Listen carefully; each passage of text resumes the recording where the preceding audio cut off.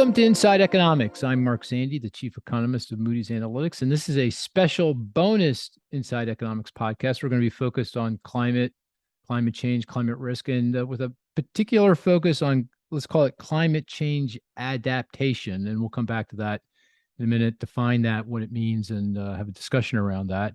And we have a wonderful guest to help us understand that a bit better. I understand he's a bit of an iconoclast in the world of environmental economics. So perfect for Inside Economics. Glad he decided to come and join us. But to participate in the conversation, I have two of my colleagues. Of course, Cris. Cris, welcome. Thanks, Mark. Happy to be here. And it's good to have you. And of course, Gaurav Ganguly. Gaurav, good to see you. Hi, Mark. Hi, Cris. Hi, Matthew. Good to see you. Good to see you all. And Gaurav, he plays lots of roles. You may know him, listener, as the leader of our team in Europe and the Middle East.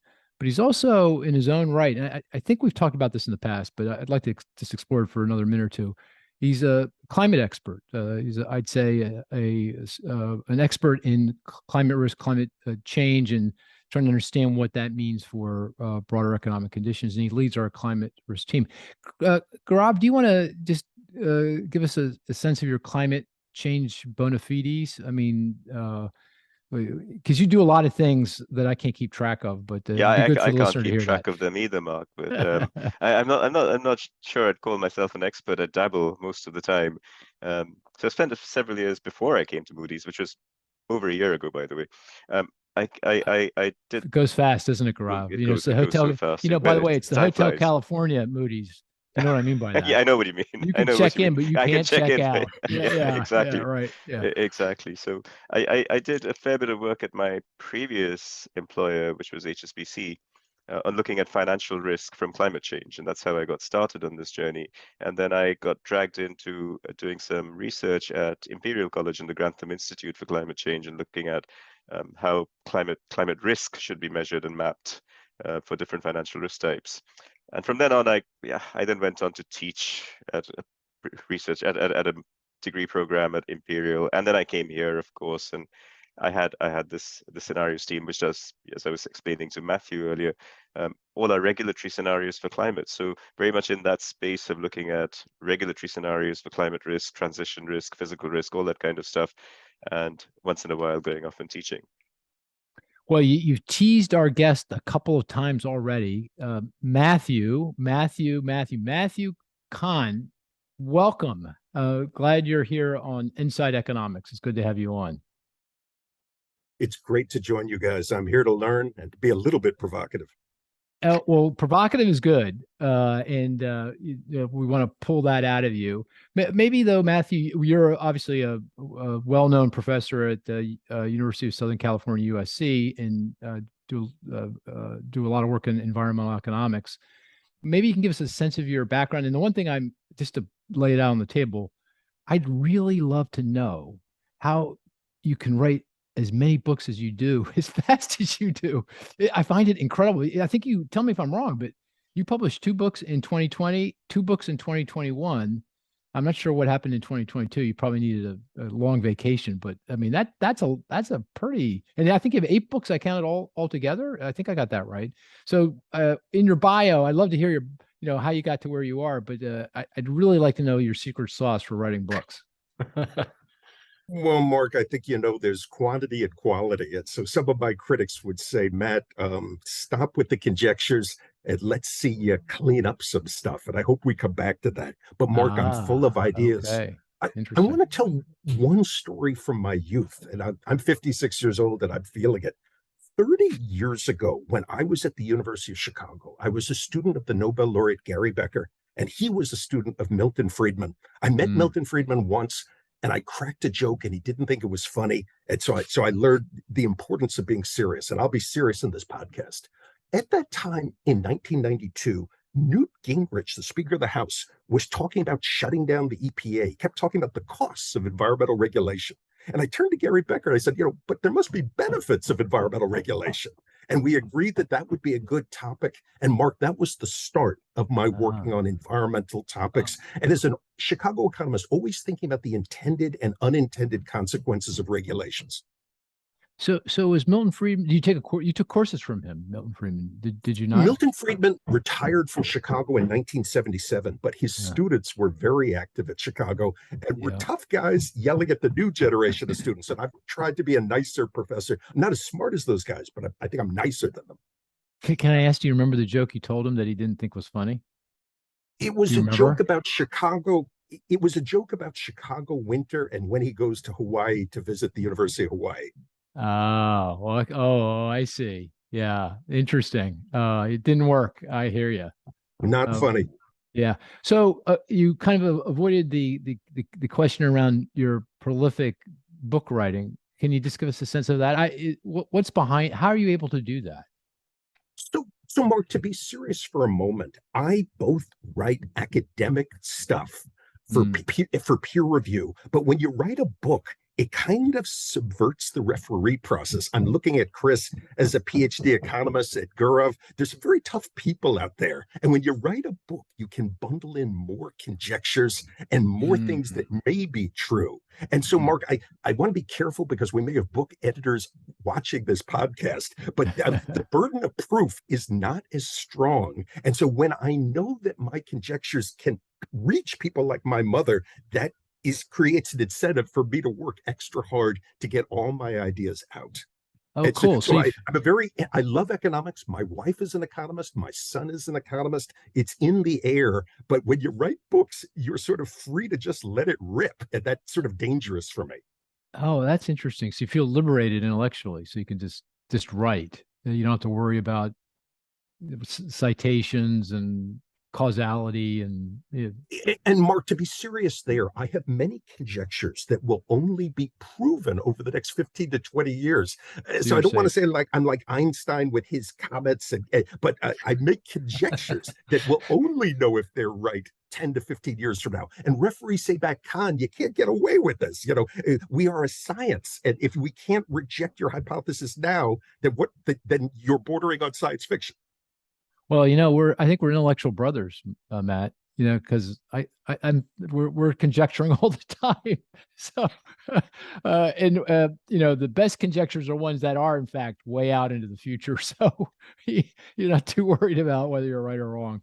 But that's it. But I think it's a very intellectually important thing to do, right? Because the metaphor I have in my mind is there's this the intellectual Amazon forest out there, and you got to sort of cut greenfield to kind of get out there.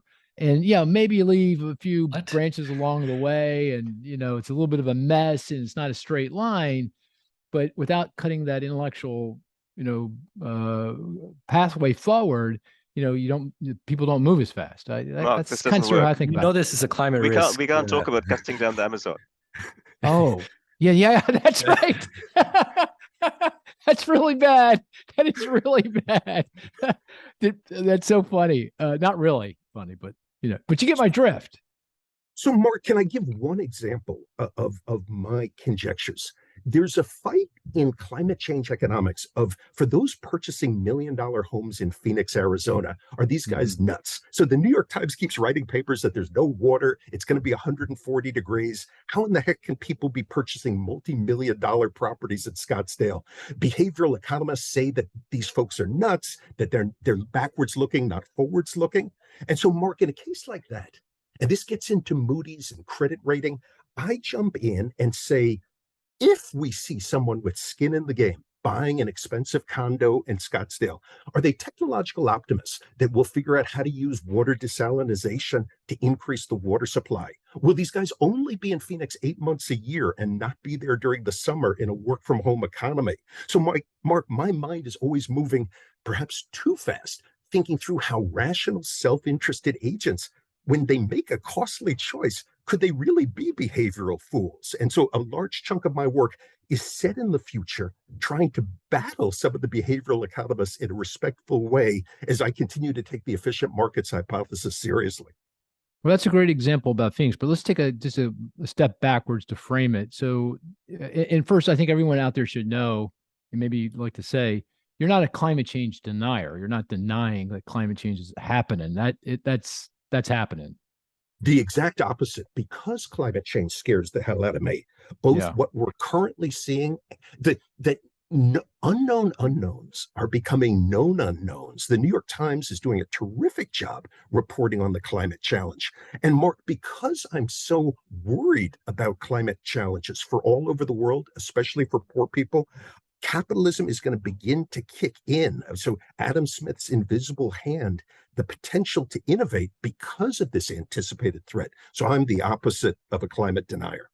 Yeah. So climate change is happening. There's going to be repercussions. We're going to have all kinds of physical risks, acute physical risks, storms and floods and fires, and chronic physical risks, heat stress, sea level rise. All these things are in train. They're happening. But what you're saying, the 35,000 foot level is, hey, look, we're going to have to adjust to this. Businesses, governments, people are going to have to make changes to adapt to these risks, that these events that are going to occur. But this may not be as painful or as unreachable as it feels at the moment, because if you let markets work, if you let pricing work, if you let insurance markets work, financial markets work, real estate markets work, the price credit ratings will work. You'll get to a place that is there's going to be costs, but it's not going to be as significant cost as some people seem to think. Is that a fair characterization? That is correct. Mark, you can't see the back of my head, but I'm bald. If I were the world's only bald man, no Rogaine, no cures for baldness. If enough people have a problem, a medical problem, the pharmaceutical companies step up. Economists are very used to this idea of induced innovation, that aggregate demand induces supply. Mark, that same logic underlies a chunk of my optimism of how capitalism helps us to adapt. Air conditioners becoming more efficient, air filtration suits to protect us from the smoke in the West. A whole variety of strategies that I'm not a good enough engineer to anticipate, but this idea that aggregate demand for solutions, the expectation of misery, actually creates incentives for innovation. And so that's, Mark, a point.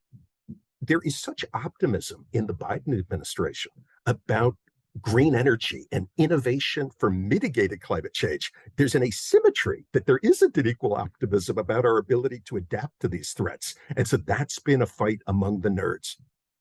Right. And you use a term called, which I find a great term, you called it endogenous innovation. So innovation, the way I would frame it, is innovation that's incented and caused by things that are happening around us, and we are going to adapt and change to those things and innovate to be able to adjust to those things that are going on around us. And so it's within the system. It's not something that comes from outside the system. It's already in the system. Just as long as we allow it to work, this will happen. This innovation will happen. Mark, I agree. The Nobel laureate Michael Kramer has done very important work on the opposite. He's argued that in Africa, there's poor people who have medical conditions. And because these folks are not rich, drug companies are not innovating to provide these vaccines. And he's talked about incentives for how the rich world, the Gates Foundation, can incentivize drug companies to come up with cures for diseases that millions of poor people have. So, Mark, I'm not such a magical thinker to believe that capitalism works to innovate for challenges that poor people face. Capitalism often works and chases the dollars of where there is a demand. If real estate owners face flood risk, face fire risk, face particulate exposure risk, capitalism steps up. So a fascinating issue is how we configure free markets to improve the poor's quality of life, because I'm very confident that Elon Musk and Jeff Bezos will be able to adapt to these challenges. The question is for middle class people, will the products that we need be cheap enough and affordable, similar to the air conditioner during the 20th century? So I'm just trying to frame your thoughts a little bit so that folks have a really good grip on that. Then I'm going to ask my two colleagues to kind of start pushing you on different aspects of this. But one other thing I want to get clear and on the table is what you're saying. You're not saying anything about climate risk mitigation or the need to provide, like in the Inflation Reduction Act, the incentives, the tax incentives and other incentives in that legislation to help with the move from fossil fuel over to green energy. You're not arguing against any of that. That's not what you're talking about. That's correct. So, Mark, Yeah. in my 2010 Climatopolis book, in the first chapter, I come out in favor of a carbon tax. But even 13 years later, no country has a carbon tax. That we continue to see middle class people rejecting. The state of Washington rejected a carbon tax. The fear that rising fossil fuel prices lowers the incomes and employment possibilities of less educated people forestalls introducing a carbon tax. So, Mark, what I would say is that I'm a realist. Because greenhouse gas emissions are going to continue to rise, and I'd love to see green tech bend the curve. I agree with Greta Thunberg. We need to reduce our greenhouse gas emissions. But because I believe greenhouse gas emissions will continue to rise as the developing world gets richer and consumes more fossil fuels, adaptation takes center stage. I don't view this as surrender. Well, actually, I was going to let Gaurav push first, but I'd like to push back first, just based on what you just said. Because the one reason why I've been reasonably optimistic about climate and the threat posed by climate, and it fundamentally it goes to what you're saying, is that it's about price. If you price something, good things happen. If you price it high, people don't do it. Letting markets work and prices work makes sense. And in the carbon tax seems to be the most obvious, straightforward. That's a slam dunk. That's going to work. And there are problems with a straight up carbon tax, meaning taxing CO2 emission. One is what you mentioned is lower income households. They'll get creamed, right? Because they spend a large share of their budget on fossil fuel and energy, and they're just not going to be able to afford it. You could mitigate that risk by just taking the revenue, the tax revenue you generate from the carbon tax, and just dividending it back to people. Give everyone $1,000 check, whether you make, $50,000 a year or you make $5 million, you get a $1,000 check. Very kind of progressive policy, and you address that issue. You don't. But Mark, I agree. But we've seen Jim Salih released a recent paper. So I agree with what you said. Jim Salih released a recent paper that's easier said than done. But we continue to have the paradox. I agree with you and with public finance economists who talk about tax and dividend, but still we see no nation implementing this. Joe Biden, who's fancying himself as the new FDR, has been afraid to propose that. So, Mark, if I can get in your face, if it's so easy and if we can write it on an envelope like Arthur Laffer, why hasn't FDR Biden introduced this? The politics of this are bad. All I'm saying, though, is, and I've observed lots of issues that look like they were off the table and then they were on the table because something happened. And you can imagine in a world of rising CO2 emissions and increasing risks, physical risks, things will happen to a place where people say, oh my gosh, we got to do something. And the most obvious thing to do is the carbon tax. The whole dialogue shifts, with regard I actually to. disagree again. Even if China introduced a carbon tax, China is just like 15% of the world's population. So the fundamental free rider issue here is in a world where we don't have global governance, any one country, even India, if it unilaterally took this action, is on some level being foolish. The free rider hypothesis lurks here that everyone's waiting for everyone else to be the first mover here. And so that's the reason I pivoted to adaptation, that I don't believe the free rider issue is going away unless green energy becomes the free lunch that the boosters claim. And we can come back to why I don't believe that. Well, believe me, Matthew, I'm not arguing these things are mutually exclusive. Not at all. I think they're, they should be moving along together. But on the point about the free rider, I mean, if the U.S. imposed a border adjustment tax and said, hey, if I'm bringing anything from China, I'm going to take account of their carbon footprint, and they're going to pay a tax a tariff to pay for that carbon. So effectively, you're putting a carbon tax on the products that they're producing. And we, the United States of America, are the number one economy on the planet, 20% of GDP, and we account for a lot of the trade, second most in the world after China. That's going to make a difference. Not for long. So I agree. The Nobel laureate William Nordhaus has endorsed these carbon clubs. I'm starting to write a paper of whether, if we unilaterally did that, would that fracture the World Trade Organization? Would China form regional trade blocs with other countries? So there's very interesting game theoretic issues of if we unilaterally tried your idea, and I'd actually want us to try. I agree with the importance of experimenting, but I worry that an unintended consequence would be to create regional trading blocs. So there's a question of, if one nation righteously tries to launch this, is this a stumbling block or a building block to a global green trade? And I think that there's points that can be debated there, but I hope that you're right. Well, Mark, fair enough. Oh, go ahead, Chris. Go ahead, Mark.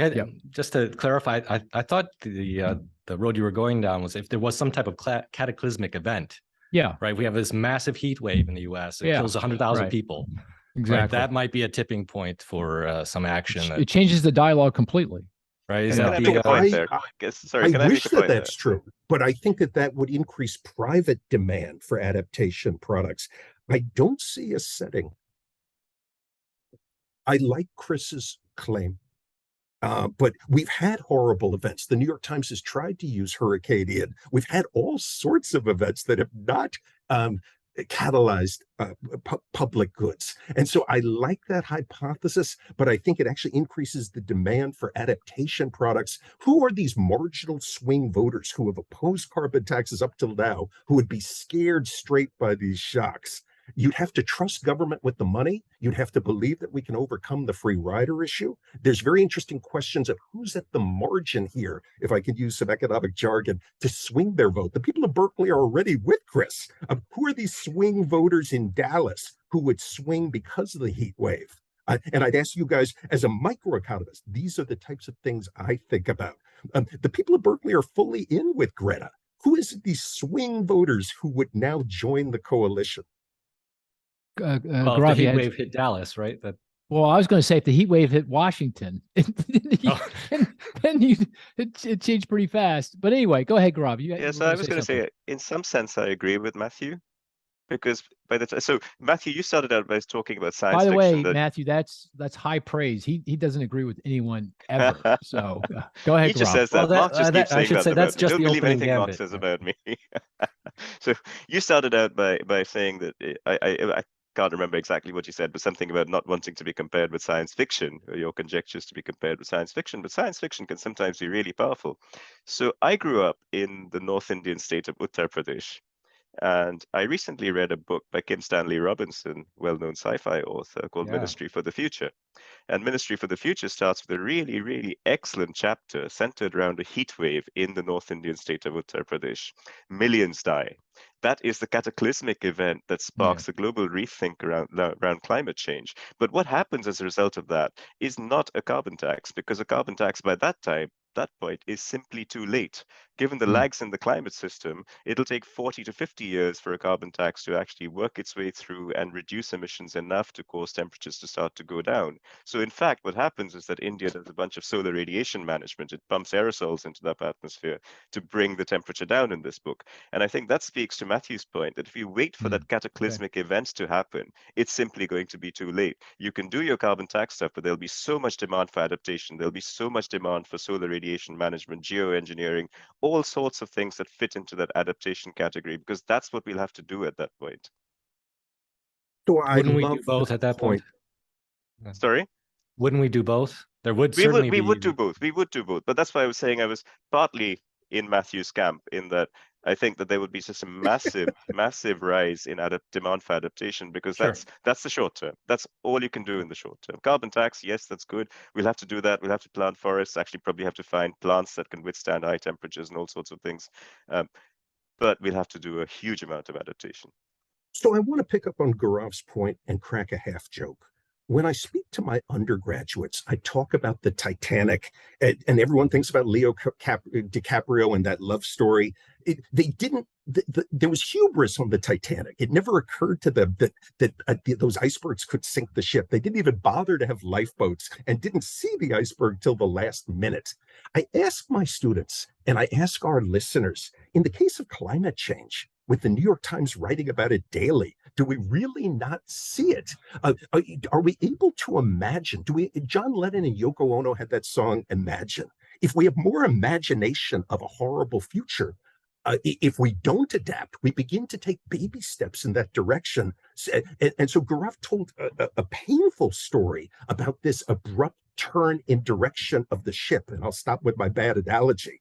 But Mark, if we anticipate coming days of pain, self-interested individuals begin to take proactive steps. And so this is my fight with some behavioral economists, my old colleague at UCLA, Jared Diamond, of do we see the iceberg up ahead and do we begin to turn, or do we just go right into it? Yeah, no, that's a good point. So let me I think we've got up to the point where we're focused on adaptation and how viable or not that is. And maybe Gaurav, I'll turn to you. Where do you want to push back on this? I mean, what are the difficulties involved in this actually happening the way Matthew is articulating, that self-interested parties are going to, because of shifts in insurance rates and the cost of water and whatever it is, that people are going to adjust, and the costs here to the economy are going to be, they're not going to be zero, but they're going to be manageable. Well, first of all, okay, so let me start by saying that I think that adaptation is, in the climate science, my reading of the climate science literature, really understudied in terms of looking at it globally and thinking about how much adaptation is actually needed for different emissions pathways. So I think it's really important that we start to really rapidly study adaptation and measure the cost of adaptation and figure out what kind of adaptation we need under different climate pathways. It's really not integrated into the scenario analysis world. So that's first and foremost really important, because it's really clear to me that given where we're going, we're not bending the curve. Well, we are going to bend the curve, hopefully, but not going to bend the curve sufficiently to bring temperatures below 2 degrees or even 1.5, and definitely not 1.5 without a whole lot of effort. So adaptation is really important. What strikes me about what you're saying— Just to put a finer point on that, you're saying, given reasonable assumptions about policy and everything else, the global temperature, are going to rise over 2 degrees Celsius, over the rest of the century, probably even higher than that, probably 2.5 to 3 degrees. And with that kind of temperature rise, you got a boatload of stuff that's going to happen here, bad stuff that's going to happen. That's right. So there's just this real need for adaptation, and I don't think we are, as a planet, taking it seriously enough. So that's one thing. But then I'd sort of question what you're saying here, Matthew, because again, I'll go back to my home state of Uttar Pradesh, and I'll compare it to my home country of the UK and to my wife's home country of Germany, and say, fine, in some places I can see that self-interest really works, and people come along, there's innovation, and we'll find solutions. In other places, it seems to work less well. So if I look at the city of Mumbai and the amount of particulate emission in Mumbai, well, it's been going on for ages. Or same for the city of New Delhi. Or let's take the city of Jakarta in Indonesia, which is sinking. And it's sinking because of excess groundwater loss. And all sorts of plans have come up over a period of 10 years to try and stop that from happening. But the city remains in trouble, and it continues to sink. So it feels to me like, yeah, sure, maybe it's a matter of timing before these innovative solutions are implemented around the world. But in that time, a lot of really bad things could happen, and a lot of people's lives and livelihoods could be seriously at risk. Would you agree with that? I agree. But again, let's do Jakarta. I think Indonesia is getting ready to build a new capital city. And so a point that I make in my Climatopolis book. So guys, a story from Wall Street. I received a call from The Economist magazine a decade ago. And Gaurav, this story is directly tied to what you were saying. And the reporter said to me, Matthew, 3 questions. Do you agree Wall Street is a productive part of America's economy? I said, yes. They said, do you agree that Wall Street faces sea level rise and could be greatly damaged? I said, yes. They said, if you combine those 2 statements, won't sea level rise destroy Wall Street? And I said, guys, Wall Street is a coordination point. Skilled financiers meet there to trade. The place called Wall Street does not have a monopoly on American economic activity. Economic activity can always move to higher ground to Greenwich, Connecticut. And thus, the key in an economy is where to have productive agglomeration. Where do skilled people choose to co-locate? And if places like Southern Manhattan fail to adapt these seawalls and these Dutch solutions that Eric Adams and the governor of New York are considering, then Southern Manhattan will lose, but those areas on higher ground will gain. And so a point in my work is this, with the language from economics, is the cross elasticity. If Southern Manhattan fails to adapt, the landowners in Greenwich, Connecticut will gain, and the population. There's always a new generation of young people. They will move to higher ground. And so Gaurav is correct that if there are people who are stuck, who have social networks, they will suffer if they remain in place. But there's always a new generation. We're always rebuilding our capital stock. Cities can always form. Las Vegas was not a great city 80 years ago. We're always rebuilding. And so this competition between places actually creates safe assets, and Moody's in the future will give these assets higher ratings, and they'll be able to borrow at lower interest rates because they move to higher ground. And so our capital stock is not permanent. We're always rebuilding, and my critics kind of miss that. Those who can't move do suffer, and Gaurav is absolutely right there. But prices will fall for real estate, and they'll be compensated with cheaper rents for remaining in a risky place. So I'd make 2 points to that, because I think I'm talking about 2 additional things here. One is that it's also about distributional equity. So the poor will suffer, and the poor, not just because of your network effects and that sort of thing, not be able to move, but also that a lot of them will be located around, in a world with 10 billion people, will be located in countries that have poor institutional quality, poor governance, etc., and will not be able to, in a timely manner, implement the systems, the regulation, the systems, the governance, direct the capital needed to enable this kind of shift. And if this happens, then there will be a very, very horrible transition period during which time a lot of the poor will suffer. And you spoke about protecting the poor. So how do you see? Do you agree with that? And if you do, then how do you see us overcoming this challenge? Gaurav just raised a very, very important point. At USC, there's a young assistant professor named Afshin Nighzad, and I met with him last week to discuss Gaurav's point. He works with the Nobel laureate Al Roth, and with Al Roth, they have worked on kidney exchange. How do you set up rules of the game to have larger kidney chains? In proper English, if you have enough people working in a kidney chain, you transfer kidneys from donor to recipient with no exchange of money. Gaurav, what I was meeting with Afshin about was how do we use the Nobel laureate Al Roth's tools to resettle climate refugees from the developing world to the developed world, where there's individuals who want to leave places that are being shocked. There are areas in the US like Detroit and Baltimore that are being depopulated. I believe that there's gains to trade between these areas. So my optimism about adaptation comes from how do we use markets? Mark mentioned water scarcity. How do we use price signals? But also, how do we use the field of mechanism design to help climate refugees to be welcomed where they go and to avoid immigrant backlash? And so I'm with Gaurav that this is a crucial point. But you're also raising the political dimension here, that this is for all of us as free market capitalist liberal economists, all of this makes sense, but that's not the way the world works. We might easily get into a protectionist scenario in which countries raise borders. So what you're right in about, fact, that's true. That's the reality, right? I mean, I don't know this well, but my understanding is one of the causes for the mass migration of people from Central in Latin America to the U.S.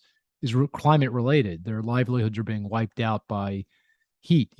And drought, and they can't make a living, so they're moving north. So this isn't. But Mark, I agree. But this creates an opportunity. Mark, I don't do charity. I'm going to give you a bill for this podcast. That was a joke.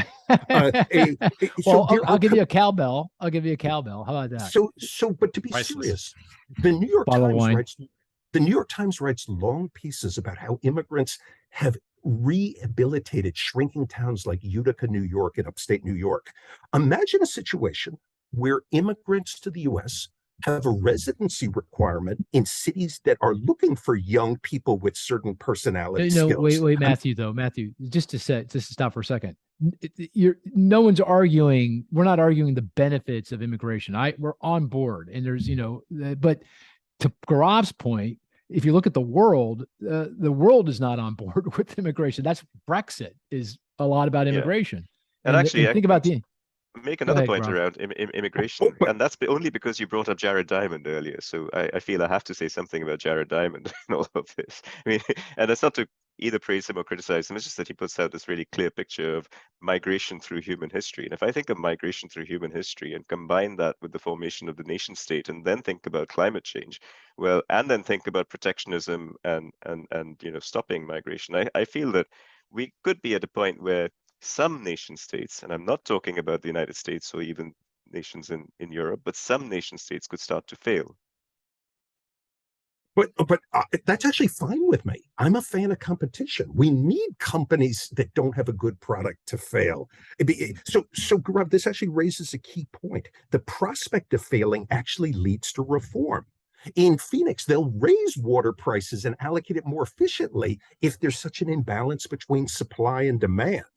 And so maybe you're going to say this is a bit of a razor's edge argument, but let there be a country that's xenophobic and the natives don't have children. The population's going to get older and older, and the demographics of this economy is that they will collapse. And I claim at that point, they will reform their politics to welcome immigrants. And so I'm actually a believer that as the deadweight loss of stupid xenophobic policies rises, we get reform. And so I actually think this is a very useful discussion, that the frontier of climate change adaptation economics is the political economy of we currently have some bad policies. We have borders.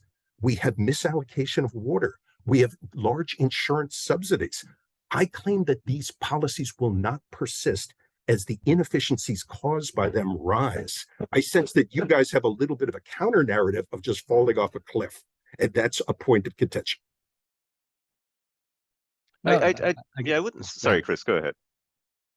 I was going to say that it sounds like, first of all, I have no doubt that humans will adapt, right? We always do, and we'll make a way through it, but it may not be by definition. By definition, right? So that's taken as a given. It sounds though as that many of your arguments do rest on this notion of the free market, right? And we know that markets are neither perfect nor complete. Right. So it sounds like you're putting a lot of weight on the ability to address all these market failures, and once we address the market failures, then of course we will adapt and we'll come to the right solutions. But there's no guarantee we'll get there in time, right? These are structures that let's jump into that. So I don't think we fall off a cliff. It's more that, like everyone says, I think humans' ability to adapt is enormous. We've been through so many challenges in our guys, history.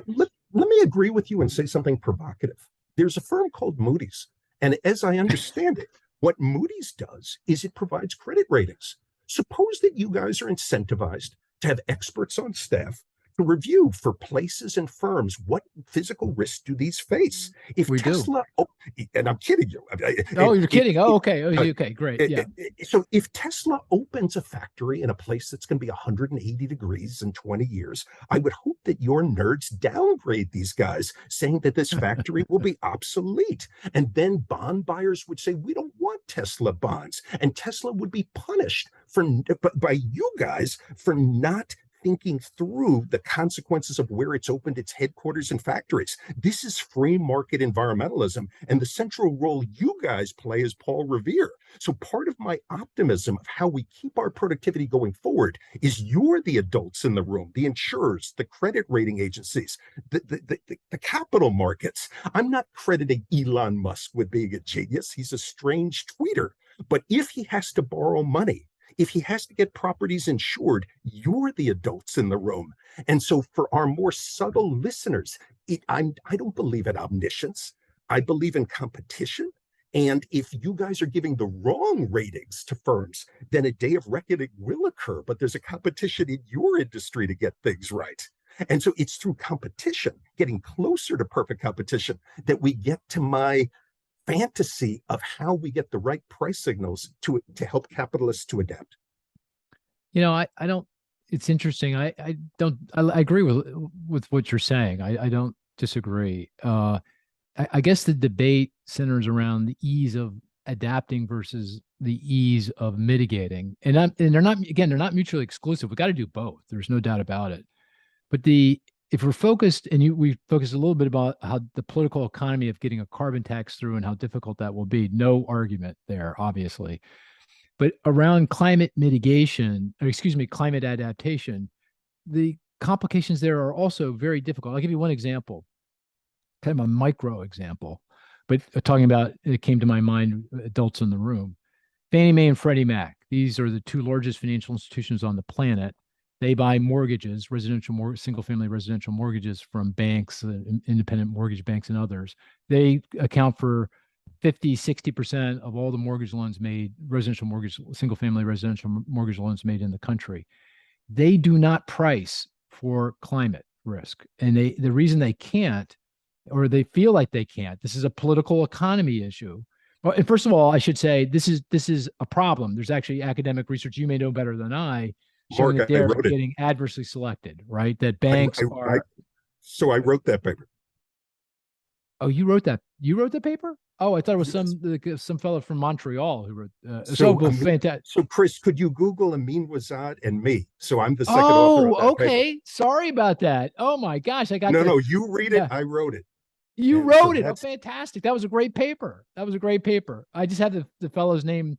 I guess he's it's my friend Amin who's listening, or he will be listening. And cool. So yes. Okay, very good. Okay, so that's my point. So, but Fannie and Freddie have a political economy problem.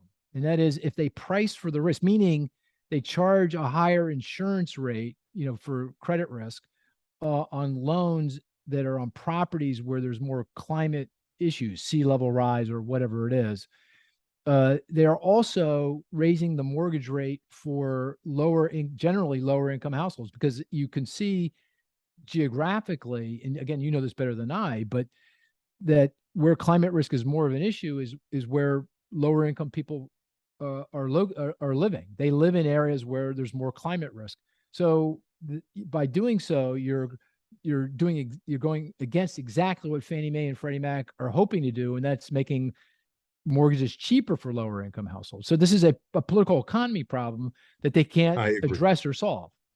So Mark, I agree. In my book from Yale Press last year, Adapting to Climate Change. And by the way, Matthew, I should apologize. I should have known that was your work. I apologize for that, but that was very good work. You read it, I wrote it. That's the way it works. There you go. And so in my book, Adapting to Climate Change, because I've read my paper with Amin, I come out that I want more Americans to be renters, to adapt to climate change. Why is home ownership part of the American dream? Why do we derive status from that? In our sharing economy, I could actually live in Airbnb housing every day. So, Cris, I come out in Adapting to Climate Change saying if we were renters, we'd face lower migration costs, we'd hold a more diversified portfolio. Climate change is all about place-based risk, a shock to Miami. But if you hold the world's portfolio, a small share of the world's portfolio, you're diversified. There's no shock. Even COVID, it didn't move the stock market. There's basically no shock that if you aggregate it across has a macro effect. And so in a renter economy, we avoid all these issues. And so, Mark, I actually think we want to adapt to climate change. We want more of us to be renters and to rent housing from professional management companies who have the capital, the expertise to pay the lumpy fixed costs, to retrofit properties, and to use big data to monitor the challenges we have. Why are amateurs? Why do we have our money in a place-based shock economy? Why do we have all our money in one asset at risk when we're amateurs in running it? And that was the theme of one of the themes of my book from last year. Yeah, you're swinging at a lot of a lot of entrenched views. Like home ownership is the pathway to wealth building. I mean, you're taking a swing at that. But that's false. So, Mark, did you see my paper last year? That's a whole nother podcast. So, yeah, I hear you. But to my point about political economy and the ease at which it's going to be we can make changes in policy to address climate to adapt to climate change. Now you're saying we should not incent in home ownership, but rent. Now that may be a good thing or a bad thing, but that the political economy of that is really difficult or vexed. No? Agreed. And Okay. so in my paper from a year ago, I document that African Americans are more likely to own in cities like Baltimore and Detroit and Cleveland than in tech cities like Portland, Seattle, San Francisco, Boston, and so missed out on the tech boom of the last 20 years. Because when you own a home, you're making a bet on a place. And Mark, in a world facing climate change, that's an increasingly risky bet. If we're aware of this, diversify rather than owning. And so, Mark, you're right. You asked me at the start, why do I write so many books? It's because I have so many ideas that run counter to how others think, but I can see the future. And this is the world we're going to live in, because this is what we need to do to adapt to climate change. And so I read the New York Times with its doom and gloom, and I slightly chuckle, saying, yes, this is our current world, but this won't be our world in 20 years. Boy, the New York Times, you're really picking on those poor guys. Let me do this. I want to explore what kinds of things can be the policy changes or changes that can be done to help facilitate adaptation.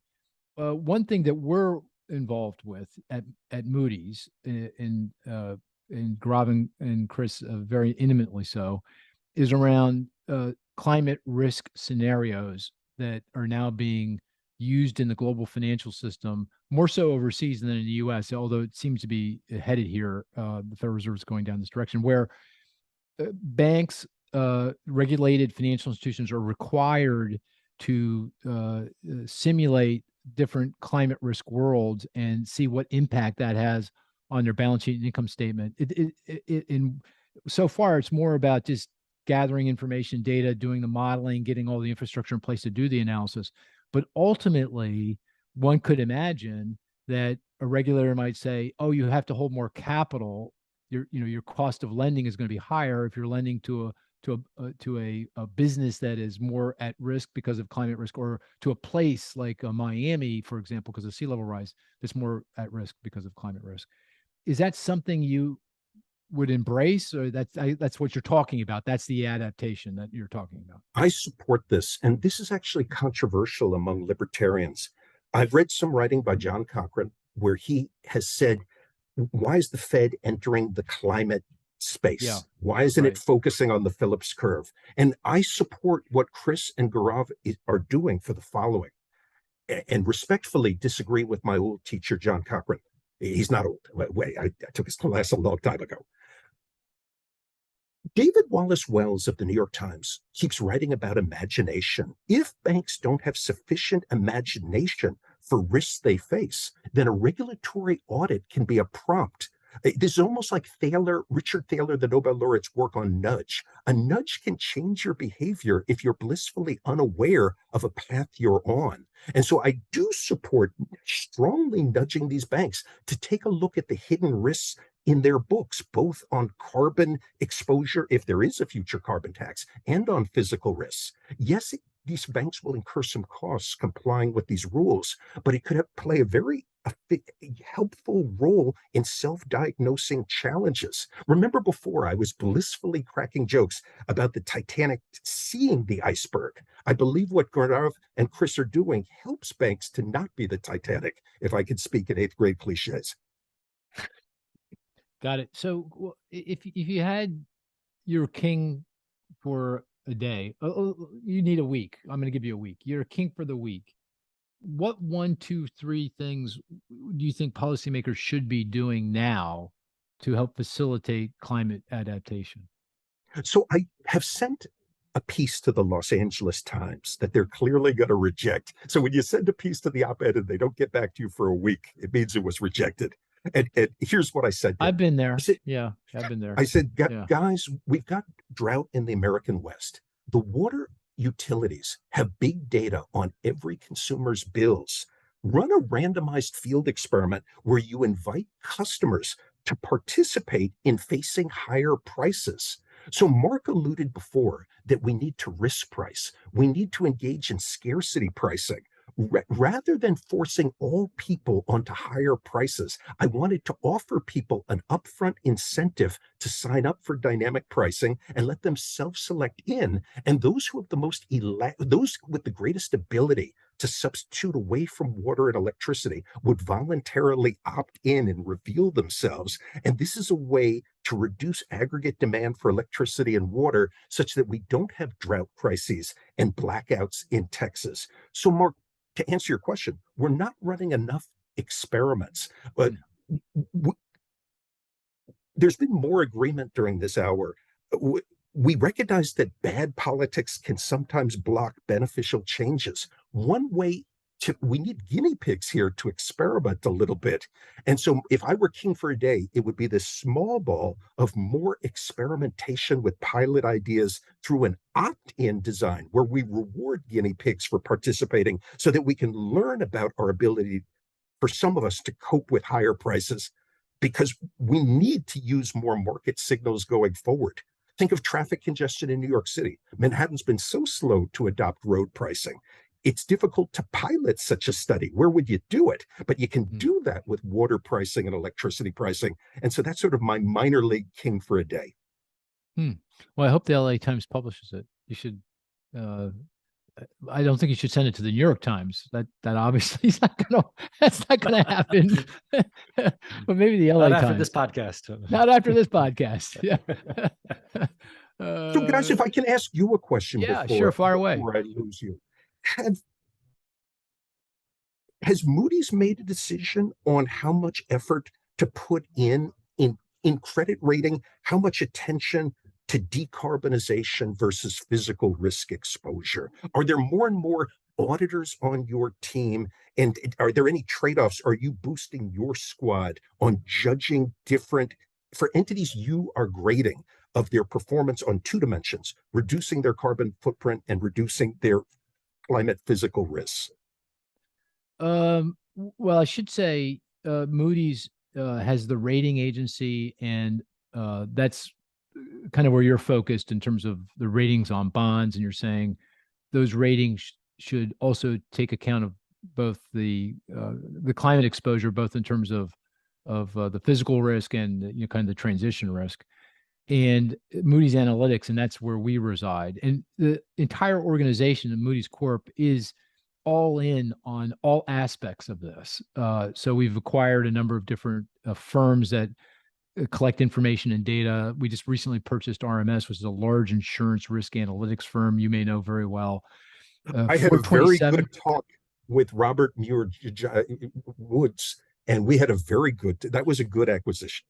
Yeah, and they're a great company. And 427, you may recall, they're a Berkeley-based firm that does physical risk scores on a property level. So, and a number of other acquisitions, and we're of course doing, as I mentioned, in our world in economics, a lot of work around climate risk scenarios. So, yeah, we're all in on this, and it's a lot of it right now is just collecting the data, making sure we understand the data, trying to figure out where the gaps are, trying to fill those gaps. Doing some of the modeling, doing this globally. We're now incorporating explicit climate physical risk assumptions and transition risk assumptions in our forecasts, because we're doing forecasts now out to the end of 2100, for lots of different reasons. And so we are, in fact, doing that at this point. In fact, Gaurav has kind of led the charge on all that work. I will say, going back to the carbon tax, in our forecasting, we now explicitly assume a carbon tax will be implemented, some 10, 15 years from now, something like that, phased in over time, similar to the CLC proposal with a dividend, to pay out in a border adjustment tax, like we were talking about earlier. So yeah, we're all in on this. And investors are, coming around. I will say, Matthew, here's one other thing I wanted to mention. Climate is a big problem and we need to address it, but we got a lot of problems that require a lot of attention. The other one that's kind of has probably even more important because it's here and now is cyber risk. That's the other big thing. And that's very costly. So that goes to the ability to adjust to climate, because we're adjusting to lots of stuff, lots of different stuff, and all of it, very complicated and very, very costly. So hopefully that's helpful. Gaurav, Cris, did I miss anything in terms of, what we're doing? No, that's actually just picking up on your last point. That was one of my questions, going to be one of my questions to Matthew. We've got lots of problems. The world faces lots of problems, right? You mentioned cyber. There's climate. There's AI. There's 10 billion people on the planet by 2050. Geopolitics, and we're talking about something really important, which is climate adaptation. But thinking of all these problems, how successful do you think we will be in adapting? So I'm not brave enough to tackle that. I'm going to give a non sequitur. The silver lining of the COVID crisis was our experimentation with work from home.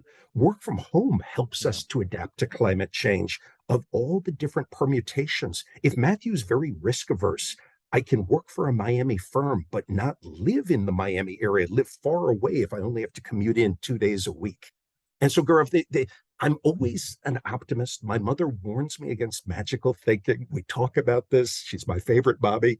But the COVID, our adaptation to COVID only increases my confidence in my past claims about climate change adaptation. Of course, there was great suffering. Close friends of my father's died in New York City. And of course, I understand this, but the economy as a whole showed an amazing pivot. And those economists who use very tight mathematical models like the Nobel laureate William Nordhaus, these models can't incorporate these. And so I support the formalism of modern economics, but we slightly have straitjacketed models that don't appreciate the Austrian ability of our economy to pivot when very ambitious people, a benefit of these 8 billion people, coming back to Julian Simon, are all these potential innovators thinking through new paths for us. And so, Mark, if I had to wrap up, Julian Simon had such a great fight with Paul Ehrlich on whether we were going to run out of natural resources. On some level, I'm trying to set myself up as the new Julian Simon. Of a benefit of having all these people is all the experiments we're running, and ideas are public goods. As we learn a path forward, the best ideas will be discovered and don't need to be reinvented. And so this old Julian Simon, Paul Ehrlich debate is back, and how we use markets and human capital to fuel our acceleration against the very real issues that you guys are working on. I think that's fantastic. Yeah, I don't want to end on. I agree with you. I want to end on an optimistic note. I mean, we can't underestimate the creativity of people, particularly if they're given the right incentives. If you can make money doing something, good things happen. And let prices work. Good things happen. I very much agree with you, and I think you're right. It's one of those things, and I think for Americans, that's more likely than in most other places, right? Because we are very much that our thinking is along the lines that you're expressing. We want to let markets work. So I think for us that's going to work. I guess the one concern would be what happens in the rest of the world. But and Mark, a note there, because in returning to the University of Southern California from Cris's Johns Hopkins, I am now only working with PhD students working on adaptation in the developing world. And Gaurav would be much happier with me. I'm learning from my students from Bangladesh, from India. These guys patiently look me in the eye and say, Professor, you're wrong.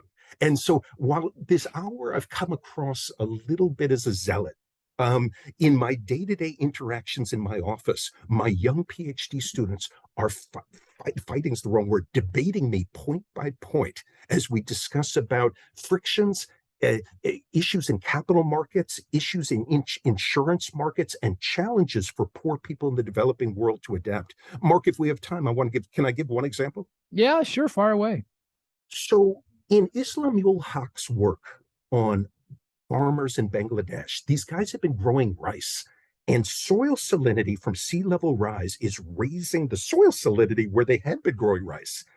If they could pivot to shrimping, they could earn a living. But there's a question of, you need extra land to shrimp. and you need to get the shrimp to the rich guys in Dhaka for them to eat it, and they don't have cold storage to get the shrimp there. And so these, I'm looking at Mark, and he's giving this a B plus, but these are sort of the nitty gritty issues of how thinking through without engaging in wishful thinking. For those who have to change their game and pivot away from rice to something like shrimping, is it as easy as a Chicago economist would write on a blackboard? And of course it isn't. Of what are the transition steps? And how are we going to get from here to there? And my students are doing new empirical work, not just chanting at me that the market works. And this is where I learn. And this is my agenda over the last 10 years of my career, of the real nitty gritty of connecting the dots. And I think we all agree that that's where we have to go.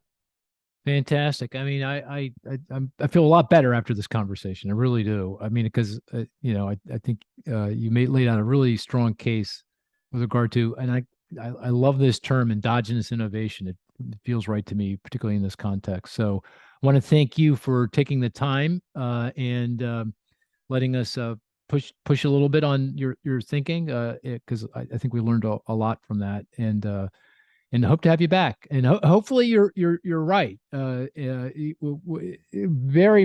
important that you're right, because if not, we got a lot of challenges dead ahead. But thank you. Mark, thank you. This was a lot of fun and informative for me. Well, with that, listener, this is the podcast, and we'll catch you next week. Take care now.